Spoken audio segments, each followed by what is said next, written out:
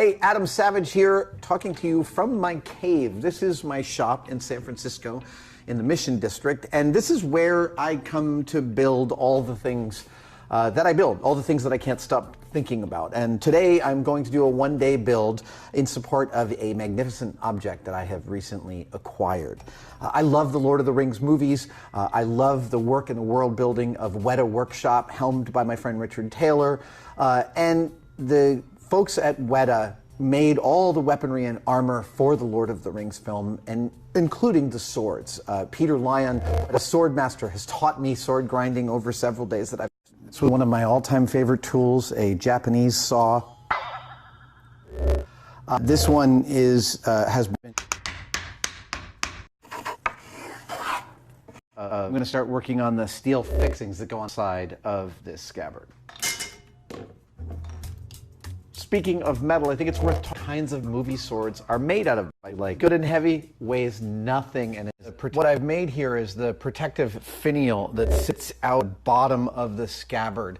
It keeps it from poking into places, and you can see a picture of it right here. I have these two pictures from two different online sources that I found, and I've tried to replicate the measurements and the form of it as best I can, and also knowing Peter Lyon's work, I hope this.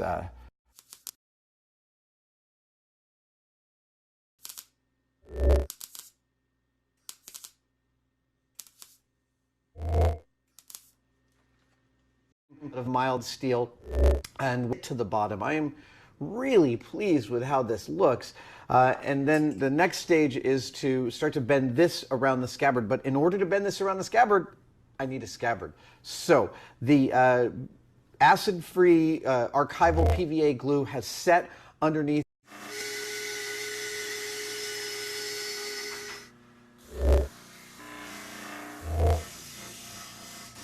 That is moving along beautifully.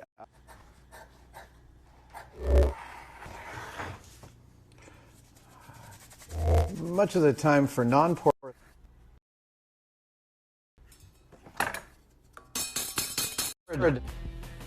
One scabbard. May I have a sword, please? The sword. Ah! The singing sword goes into its home. In 3, 2. Oh, that is really, really lovely. I am exceedingly pleased with how that build went. Wow, that was a long time. That was 8 solid hours. I have to say.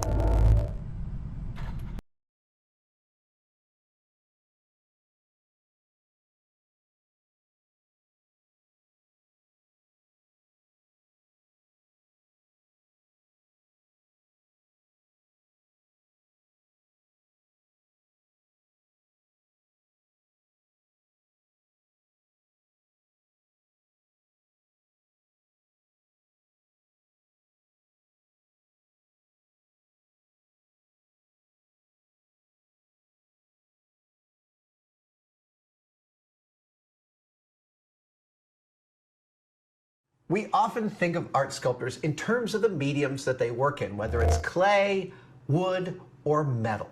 But sculpture is also informed by the tool choice of artist. And artist Griffin Ramsey's wood sculptures are affected by a single, very dangerous tool, a chainsaw. Let's head to her studio and watch how she shapes. As one of the saws I use, this one I mostly use for blocking out the material removed right away, but it has a specialty bar on it. Most of the time when you buy a chainsaw at the store, it usually has a stock guide bar which has a round end that's the same, I don't know, the same width consistently through the bar.